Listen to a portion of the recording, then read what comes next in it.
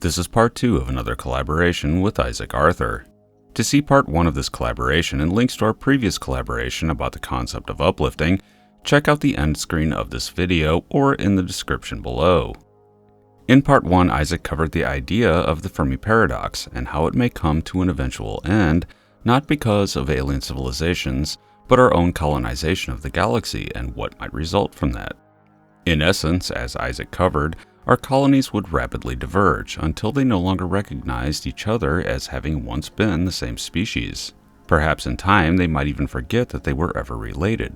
An explosion of intelligence may be the end result for the Milky Way, all of it unaware that it began with one species on Earth. But there is another option. Say everyone chose to remain human, or at least desired to maintain some form of a cohesive galactic human civilization. One of the fundamental problems facing a galactic humanity are the distances involved. The Milky Way is incomprehensibly huge. It takes light over 100,000 light years to cross it. Given the science that we know right now, there doesn't seem to be a way to travel faster than light, and anything that might circumvent that speed limit usually requires some form of exotic matter that we're uncertain is even possible to create. Assuming faster than light travel is not possible, the limits of the speed of light don't just constrain travel, it also constrains communications times. In this universe, information does not appear to be transmissible faster than light. If that proves to be the absolute case, then any galaxy-spanning civilization would have seemingly impossible issues to deal with when communicating. If you are 50,000 light years away from another group of humans you wish to talk to, and you used radio for communications, you would need to send out your message and then wait for them to receive it 50,000 years later, and then you'll get a message back after about 100,000 years. Not a brisk conversation at all, and, barring any sort of advances such as uploading ourselves into machines, or extending human lifespans to thousands of years or more, this is probably a deal killer as far as any meaningful communications go. Without advanced technologies that can change the very basis of who we are, our nature as biological beings, communications would be arduous. With advanced technologies this equation changes, but time is still a factor. Human cultures can change very dramatically over the course of 100,000 years. Look at our own civilization. That long ago, we were hunter-gatherers with very little in the way of technology. In the intervening time, we have learned to construct telephones, selectively breed plants in order to turn a wild plant into something that can be grown in large-scale agriculture, or, ultimately, launch a rocket, all of which have dramatically changed the cultures that adopted them. But imagine if we took one of those early humans from 100,000 years ago and showed them a cornfield. It would look like nothing they've ever seen. Rows of plants they probably wouldn't recognize from the forms they might have known them back in ancient times had they lived in the right part of the world where they were indigenous. Something so simple as a tomato would be unrecognizable to a person in Central America that knew its predecessor, a jungle plant with berry-sized fruits, much less someone born thousands of miles away and wholly unfamiliar with the plant. As Isaac and I mentioned in our previous collaboration on uplifting, there are currently primitive humans on Earth that have no contact with the rest of the world. We used the example of the inhabitants of North Sentinel Island in the Indian Ocean, who have rebuffed all attempts at contact, and reasonably so. They have had a bad history with the outside world's attempts at contacting them. But the truth is, in a sense, they do have one form of contact. Our flotsam and shipwrecks do show up on their shores, and they are thought to fashion arrowheads and tools from them. Perhaps they know more about us than we do them. But imagine showing them a rocket launch, something far removed from anything they've ever seen. It would be utterly incomprehensible to them.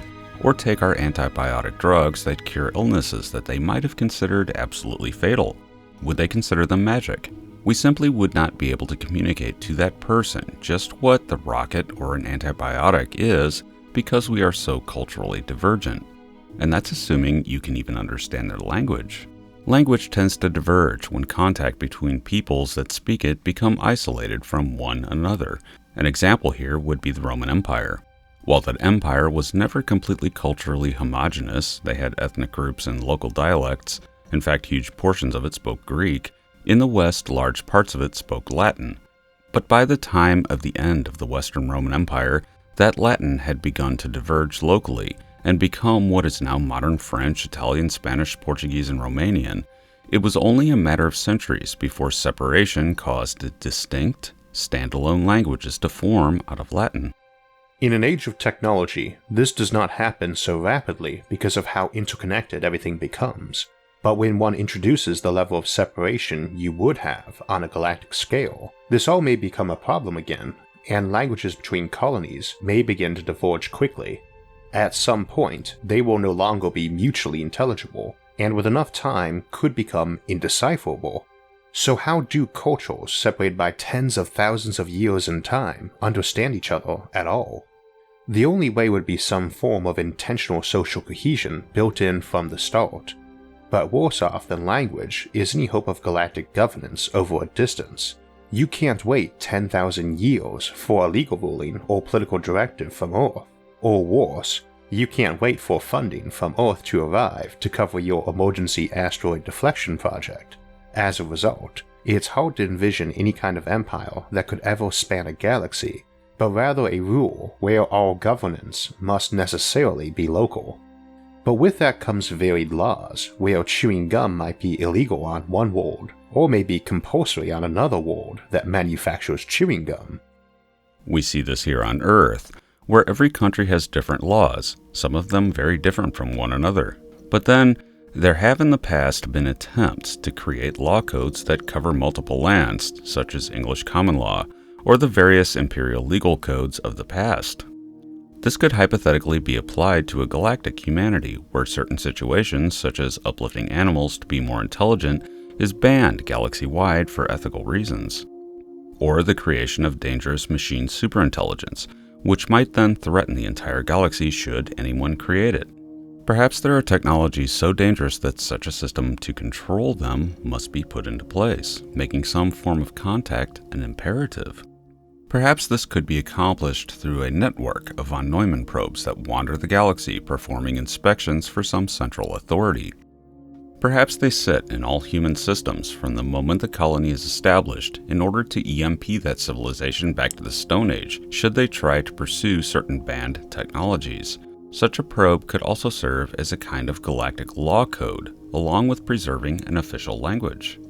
Or it could be beamed out via a radio beacon, just to keep a unifying galactic reference point going for the cultures within it, even though those cultures may no longer be in direct contact with each other.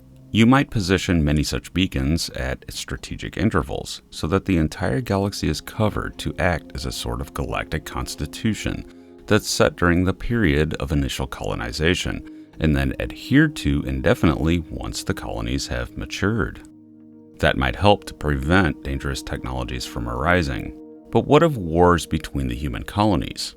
We're humans after all, and whenever humans from different groups came into contact for the first time, wars have tended to break out. But creating a standard on how to moderate disputes between neighboring star systems, a kind of galactic United Nations could be set up that can locally moderate disputes without the need to consult planets thousands of light years away. Or perhaps even a standardized law code kept on artificially intelligent computers that cannot be altered, and always issues sound judgments. But would humans even still go to war in space? As I said earlier, the Milky Way is enormous, and that may change the equation for conquest and warfare. In past wars, conquest was usually over a border dispute or a desire to expand. This may not be the case for space, especially when one factors in the problem of population and colonizing the Milky Way. Predicting what population will do in the future is tricky. It can go up, and currently is, but it can also go down. If it goes down for us at some point over the next century or two, and the rates of growth are indeed showing a decline, then we cannot physically colonize the galaxy at all, because frankly, we don't have enough humans. The current population of Earth, about 7.4 billion people, is utterly insufficient to colonize a galaxy made up of 100 billion stars. When you have so much real estate, far more than anyone can use, would there be a need for warfare? One would hope not. The idea of things like arms races involving superintelligent machines, nickel Dyson beams, and self-replicating berserkers are unsettling at best. Entire colonies destroyed by gray goo nanotechnology by another colony that they've been in slow motion conflict with for thousands of years. Whether possible or not, those kinds of things do not constitute a positive human future. But that brings up another thing that we humans certainly like to do: trade. What would trade look like should we colonize at least part of the Milky Way? The answer could possibly be not much. Crossing great distances, light years, just to trade scrap iron between star systems with no shortage of iron of their own makes no sense. It's simply too energy costly to trade goods in a sense like that. One exception to this, however, might be cultural goods.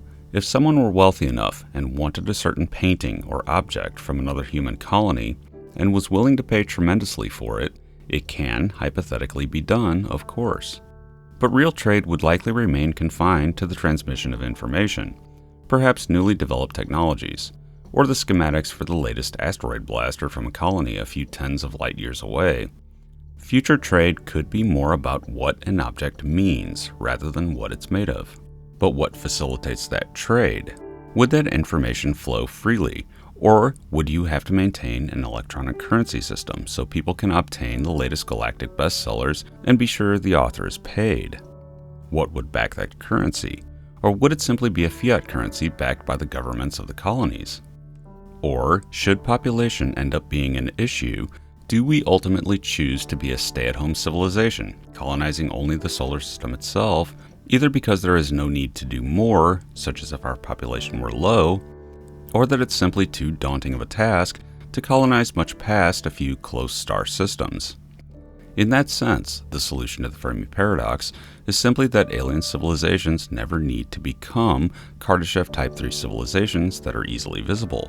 Rather, they may be more compact and much harder to spot. So far, we've taken this from the perspective that we are alone in the Milky Way. But a further question to ask would be, what if we aren't, and we begin to run across other intelligent civilizations looking into ways to integrate into our expanding galactic civilization? Perhaps we find them stranded on an ocean planet that they can't escape, and we uplift them from bad physiology. How would we interact with them? Would they wish to obtain cultural artifacts of us? Would obtaining alien artifacts be worth the energy to bring them back to Earth? In other words, maybe we will solve someone else's Fermi paradox as we fill the galaxy with our civilization. The human race might be the great lawgivers of the galaxy, expanding and uplifting more primitive civilizations than ourselves. If the solution to the Fermi paradox, for example, is that intelligence is not rare, simply that intelligence that can escape its own planet is rare, then this might come to be the case. Or maybe this exists already, and we are like the Sentinelese of the Milky Way. The aliens may not communicate with us simply because they don't know how. Perhaps contact is futile and expensive, and perhaps dangerous for us. As contact with us is dangerous for primitive uncontacted tribes on Earth due to a lack of immunity to our diseases. Perhaps other civilizations in the Milky Way simply stay at home and only initiate contact if it's necessary to do so. The solution to the Fermi paradox here being that we simply aren't valuable or interesting enough yet. What do we offer an advanced alien civilization? If they're more advanced, it's hard to imagine that we offer much of anything, especially if we're dealing with a machine civilization rather than a biological one. But once we do offer something, or we run into a civilization as we colonize, we may get blindsided by communications. And therein is a question. What happens if the first communication we receive from an alien civilization is a code of rules and laws and the word conform? Figuring out the basics of what would be needed to explore and colonize the galaxy is challenging. While we haven't yet seen firsthand what the logistics of colonizing the galaxy look like, as we covered in this video, this was but a taste of what we do know.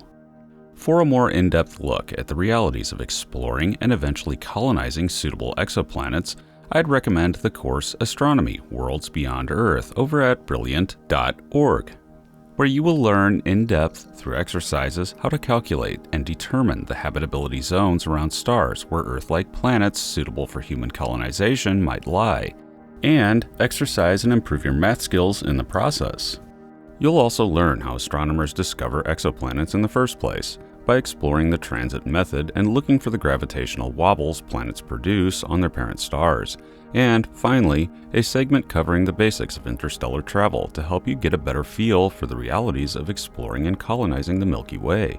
Check that out over at brilliant.org/JMG. Thanks for listening. I am John Michael Gautier. And I'm Isaac Arthur, and we hope you enjoyed this collaboration. And be sure to like, share, and subscribe to our channels for more futurism, science, and whatever may await us in this amazing universe in which we live.